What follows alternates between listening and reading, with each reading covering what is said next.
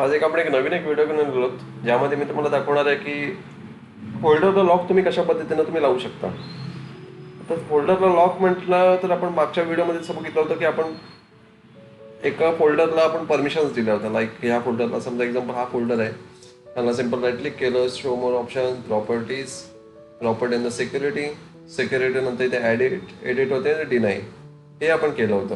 पण एक टूल आहे मायक्रोसॉफ्टचं की ज्याच्यामधून आपण डायरेक्टली एखाद्या फोल्डरला डायरेक्टली आपण एक परमिशन देऊन, एक CMD म्हणून त्याला आपण परमिशन देऊन डायरेक्टली आपण त्या फोल्डरला लॉक लावू शकतो. ठीक आहे.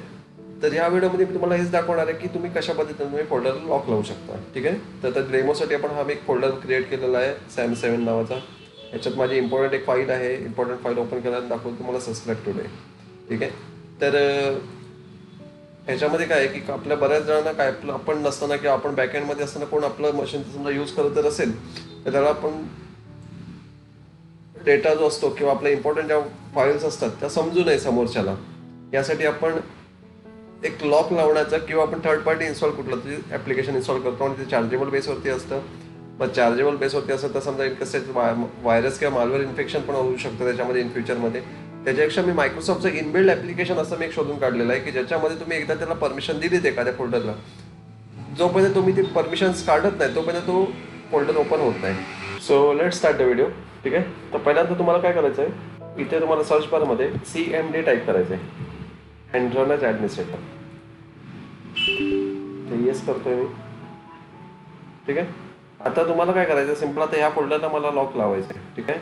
तर सिम्पल याला मी शिफ्ट आणि राईट क्लिक करेन आणि याला कॉपी पाथवरती इथे क्लिक करेन. ठीक आहे. हा इथे कॉपी पाथ असतो.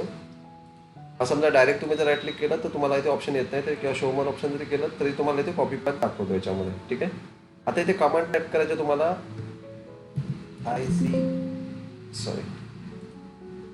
ICACLS. ठीक आहे. ही मायक्रोसॉफ्टचा इनबिल्ड कमांड आहे. त्याच्यानंतर हिला जो आपण पाथ केला कॉपी केला तो इथे पेस्ट करायचा आहे तुम्हाला.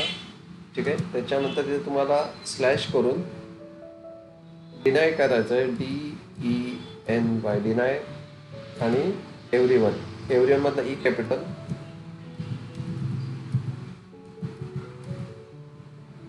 कोलन, ब्रॅकेटमध्ये T कॅपिटल. ओके. एंटर.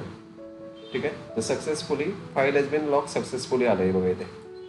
ते फेल नाही झाले, successfully processed one file. Okay. आता जेव्हा तुम्ही या फाईलला जर ओपन करायला जाल, सॉरी मी क्लोज करतो हे बघा, you don't have the current permission to access the folder. ठीक आहे. कंटिन्यू केलं तुम्ही तरी पण हा फोल्डर तुमचा परमिशन ॲक्सेस फोल्डर हे करणार तुम्हाला. ठीक आहे. आता समजायला मी डिलीट करायला जातोय तर डिलीट पण होणार नाही तुमचा. You need to permission to perform this action. ठीक आहे.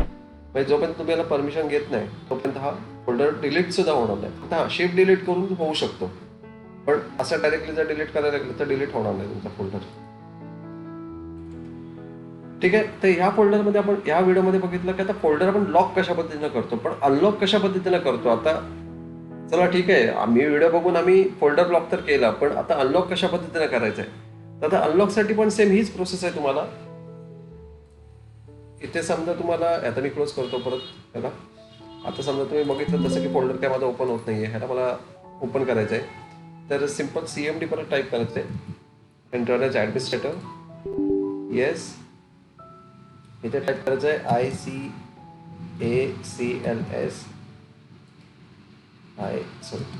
ICACLS. Okay. After then, shift and right click to the folder, copy to the path, extract here. Just a minute. Copy to the folder. Sorry, right. Shift. Press the shift key. Okay. After then slash and reset. तर सगळ्या permission ज्या आहेत त्या आपण reset केल्यात. आता जेव्हा तुम्ही फोल्डर ओपन करायला जाल, तुमचं फोल्डर प्रॉपरली ओपन होईल. प्रॉपर फंक्शन्स आहेत सगळं.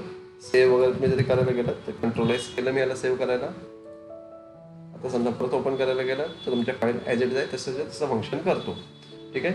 ह्याने काय होईल की तुमच्या ज्या इम्पॉर्टंट फाईल असेल किंवा कोण समजा तुमच्या बॅकएंडमध्ये समजा कोणत्या सिस्टीममध्ये जर उघडेगिरी जर करत जर असेल तर त्यासाठी तुम्ही ही कमांड यूज करून तुम्ही तुमच्या फाईल असाल तर लॉक करू शकता. ठीक आहे.